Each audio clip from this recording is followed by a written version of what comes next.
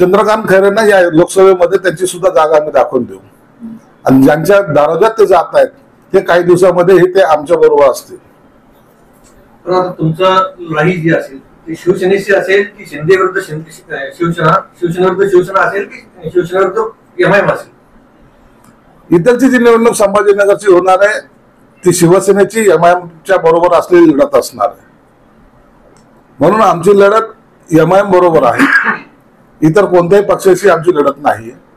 आणि ही सीट आमच्यासाठी प्रतिष्ठेची असल्यामुळे ही आम्ही जिंकणार आहोत.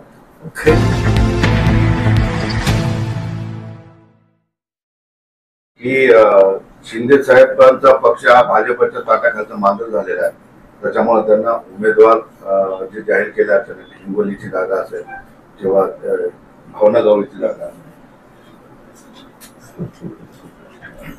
लोकसभेच्या साठी जे काही उमेदवाराची यादी जाहीर होते किंवा जे काही उमेदवार बदलले जात आहेत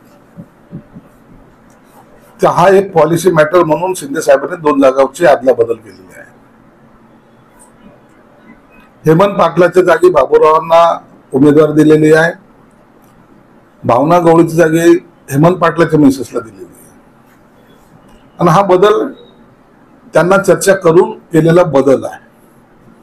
परंतु काही लोकांना यामध्ये सुद्धा असं वाटायला लागलं की काहीतरी मोठा चेंजेस केला आहे आणि आता शिंदे साहेब एक भाजपच्या दबावाखाली गेलेत आणि भाजप जसं म्हणेल तसा शिंदे साहेब ऐकतायत. हे जे काही त्यांच्या वल्गना चाललेले आहेत त्याच्यात कोणत्याही प्रकारचा अर्थ नाही. जागा जिंकणे हा मूळ हेतू असल्यामुळं आम्हाला गडबड यादी डिक्लेअर करण्याची नाही, आम्हाला ते जागा कशा निवडून येतील यावर आमचं लक्ष आहे. म्हणून इतरांनी काय बोलावं, इतरांनी काय टीका करावी याकडे आम्ही दुर्लक्ष करतो, आम्ही त्यांच्याकडे पाहत सुद्धा नाही. आमचा पक्ष काय आहे, आम्ही काय आहोत याची जाणीव त्यांना चांगल्या प्रकारे आहे. आणि कालच उदय सामंतने सांगितल्याप्रमाणे हे येत्या 8 दिवसामध्ये काही आमदार जे आमच्या संपर्कात आहेत ते सुद्धा आमच्या पक्षात येणार आहेत. म्हणून चिंता स्वतःचा पक्ष वाचवण्यासाठी करा. मी हे वारंवार सांगतोय, तुमच्या या नादानपणाच्या स्टेटमेंटमुळं, तुमच्या या बालिशपणाच्या वक्तव्यामुळं त्या पक्षाचा सत्यानाश झालेला आहे. स्वतःच्या पक्षाचा तुमच्यावर असलेला विश्वास जर पाहिला तर त्याची जाणीव तुम्हा सर्वांना होईल. पक्ष तुमच्यावर विश्वास नाही, तुम्ही इतरांवर जाऊन टीका करायला लागलेत. मला वाटतं हे संयुक्तिक नाही. आपण आपल्या पक्षाच्या ध्येय धोरणाचा किंवा आपल्या पक्षाच्या प्रचाराचा याच्याबद्दलचा गंभीरतेने आपण विचार करा. दुसऱ्याच्या पक्षावर डोकू नका, एवढं तुम्हाला विनंती राहणार आहे. नसता जर आम्ही बोलायला लागलो, बोलूच, परंतु त्याला थोडासा अवधी आहे. त्या टायमाला तुम्हाला प्रतिभूती थोडी होणार आहे. ते म्हटलं की 2-4 महिन्याचा पक्ष राहिलेला आहे शिंदे गटाचा, याच्यानंतर पक्ष संपतो. नाही, त्यांनी तर सांगताना थोडीशी त्यांची गडबड झालेली आहे. त्यांना माहिती आहे उभाटा गट हा 2-4 महिन्याचाच राहिलेला आहे. त्यानंतर या पक्षाकडे ना उमेदवार भेटणार आहेत ना कार्यकर्ते भेटणार आहेत. आजची अवस्था पाहिली तर ज्यांच्या लाखोच्या सभा व्हायच्या त्या आता हजारावर आलेल्या आहेत. काही दिवसांना हे गल्लीमध्ये फिरताना दिसतील. जे तुमच्या सोबत आले त्यांना आता पश्चाताप होतो अशी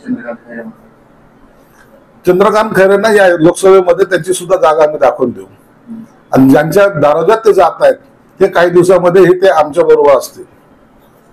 पण आता तुमचं लढाई जी असेल ती शिवसेनेची असेल की शिंदे विरुद्ध शिवसेना, शिवसेना विरुद्ध शिवसेना असेल की शिवसेना विरुद्ध एमआयएम असेल? इतरची जी निवडणूक संभाजीनगरची होणार आहे ती शिवसेनेची एमआयएमच्या बरोबर असलेली लढत असणार आहे. म्हणून आमची लढत एमआयएम बरोबर आहे, इतर कोणत्याही पक्षाशी आमची लढत नाही. आणि ही सीट आमच्यासाठी प्रतिष्ठेची असल्यामुळे ही आम्ही जिंकणार आहोत. खैरे प्रतिस्पर्धी आहे? नाही, खैरे आमचे प्रतिस्पर्धी होऊ शकत नाही. श्रीकांत शिंदे पुन्हा दिल्लीत पोहोचू शकणार नाहीत असे संजय राऊत म्हणाले. संजय राऊत आमच्या आशीर्वादानं राज्यसभेवर गेलेलं आहे, याचं भान त्यांनी ठेवलं पाहिजे. श्रीकांत शिंदे दिल्लीतही जातील आणि चांगल्या बहुमतानं जातील, हे मी तुम्हाला ठामपणे सांगू शकतो. श्रीकांत शिंदे हा फक्त एकनाथ शिंदेचे चिरंजीव आहेत, मुलगा आहे, ही त्याची लायकी असं समजण्याचं कारण नाही. त्यांनी केलेली कामं एकदा मतदारसंघात जाऊन पहा. ज्या कामाचा व्याप जर तुम्ही पाहिला, त्या कामाची जर स्पीड जर पाहिली, तर पेविंग पेक्षा कितीतरी पटीने तिकडे चांगले कामं झालेले आहेत. आणि म्हणून त्यांना निवडून येण्यात कोणतीही अडचण सुद्धा नाही. बच्चू कडूंचा आणि राणांचा वाद वाढलाय. बच्चू कडू ही काँग्रेसची बी टीम आहे असं तर राणा म्हणतात. बच्चू कडू आणि राणाचा वाद चाललाय, त्यावर मुख्यमंत्री आणि उपमुख्यमंत्री त्यांना समजवण्याचा प्रयत्न करतायत. परंतु अखेर ही निवडणूक आहे. जर ऐकलं नाही तर जी लढतीमध्ये होईल ते होईल. जो निकाल येईल तो आपल्याला मान्य करावा लागेल. फायनल झालं, उमेदवारी फायनल झाली असं मानलं जात आहे आणि ते प्रचार कार्यालयासाठी जागा सुद्धा शोधतायत. याच्यात कितपत तथ्य आहे, पक्षाने अजून काही ध्यान दिलं नाही. एकनाथ शिंदे साहेबांनी जोपर्यंत उमेदवाराच्या नावाची घोषणा करत नाही तोपर्यंत कुणाचंही तिकीट फायनल झालेलं नाही, महाराष्ट्रातल्या सुद्धा. म्हणून छत्रपती संभाजीनगर असेल की महाराष्ट्रामधले इतर मतदारसंघ असेल, जोपर्यंत ते डिक्लेअर करत नाही तोपर्यंत कोणी जर घाई केली तर कदाचित त्याचे परिणाम त्यांना वाईट भोगावे लागतील. म्हणून पक्षाचा आदेश येईपर्यंत कुणी अशी गडबड करू नये अशी मी त्यांना सुद्धा विनंती करतो. नवनीत राणा यांना मोठा दिलासा मिळाला आहे, कारण आता त्यांचं प्रमाणपत्र जे आहे ते वैध झालंय आणि लढण्याचा मार्ग मोकळा झाला. सुप्रीम कोर्टाने निकाल आहे, त्यावर भाष्य करणे योग्य नाही. मुख्यमंत्री ठाण्याचा सुद्धा वाद समजतात, परंतु ठाण्यात उमेदवारी देऊ शकले नाही आणि ते तुम्ही भाजपच्या दबावाखाली असतात असं राऊत म्हणले. ठाण्याचा भाग आहे, कुणाची सुद्धा उमेदवारी जाऊ शकतो. त्यांना माहिती आहे का निवडणुका? कधी त्या माणसाने निवडणुका लढल्यात का? संजय राऊतनी कोणती निवडणूक लढली? नगरसेवकाची, आमदारकीची, खासदारकीची? एक प्रोसेसचा भाग आहे हा. फॉर्म भरायची तारीख किती लांब आहे. आता उमेदवारी जाहीर करून काय करायचंय? योग्य वेळेला योग्य निर्णय घेणं हे शिंदे साहेबांचं वैशिष्ट्य आहे. घाई गडबडीमध्ये निर्णय घेऊन पश्चातापाची पाळी आमच्यावर येणार नाही. म्हणून योग्य वेळेला तो योग्य निर्णय घेतील, त्याबद्दल इतरांनी चिंता करू नका ना. कोणता उमेदवार कधी डिक्लेअर करायचं हे तुम्ही कोण सांगणार? शिंदे साहेबांना करू द्या ना. परंतु शिंदे साहेबांनी आपल्या मुलाचे सुद्धा उमेदवारी जाहीर केली नाही, याचं यांना काय, मला वाटतं काही खेद करायचं यांची काही गरजच नाही.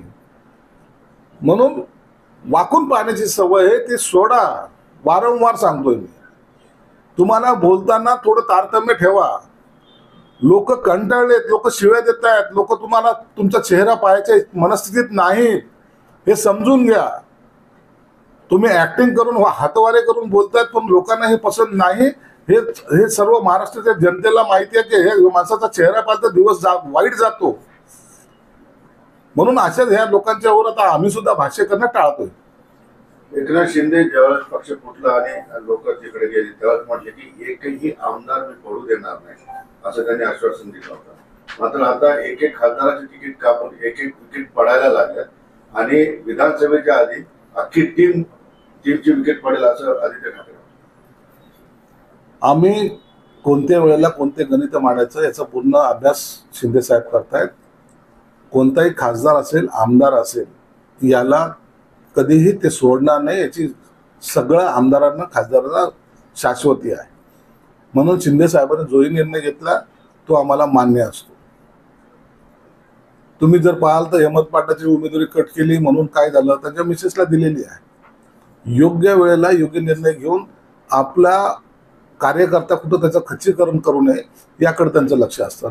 एखाद्या खासदाराची जर आणखीन उमेदवारी जर कट केली असेल तर निश्चितच त्याच्याबद्दल त्याला वेगळ्या पद्धतीने पुन्हा ऍडजस्ट करण्याचं काम एकनाथ शिंदे साहेब जरूर करतील. विकेट पडायला सुरुवात झाली? नाही नाही नाही, असं काही नसतं. आमच्याकडे विकेट पडायची नाही, आम्ही लोकांच्या विकेट पाडू. बच्चू दिल्ली अभी बहुत दूर है असं संजय राऊत श्रीकांत शिंदे म्हणतात, सल्ला दिलाय.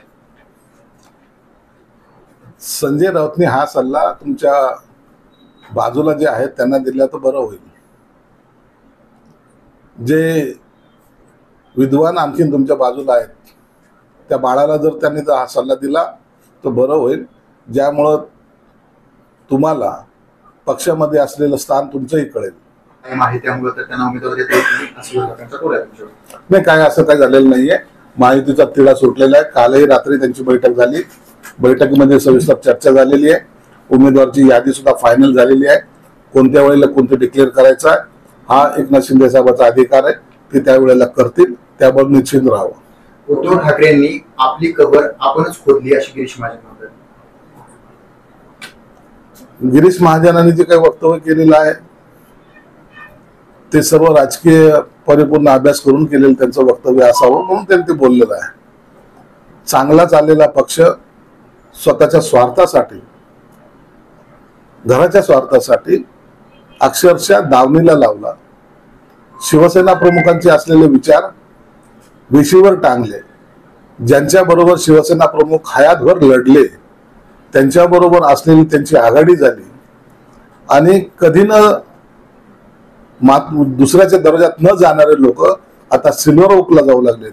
यातच शिवसेना प्रमुखांच्या विचारांची म्हणजे त्याला काय पायदळी तुडवल्यात आणि मातोश्रीचे पद घालवली. यासारखं दुर्दैवी दुसरं कोणतं नाही. रोहित पवार म्हणतात अहंकार दाखवू नका, तुमचे 12 वाजवल्याशिवाय राहणार नाही.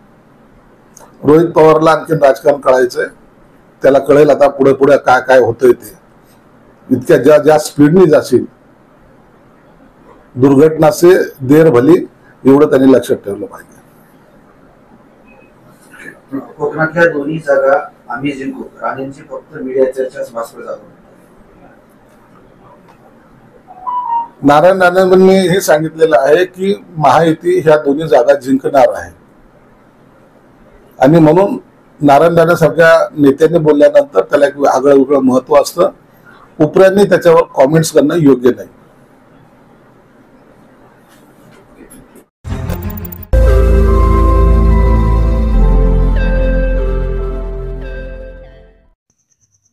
रोज नई खबरों को देखने के लिए हमारे औरंगाबाद समाचार चैनल को सब्सक्राइब कीजिए और नोटिफिकेशन पाने के लिए हमारे बेल आइकन को दबाइए ताकि हर खबर की नोटिफिकेशन आपको मिलती रहे.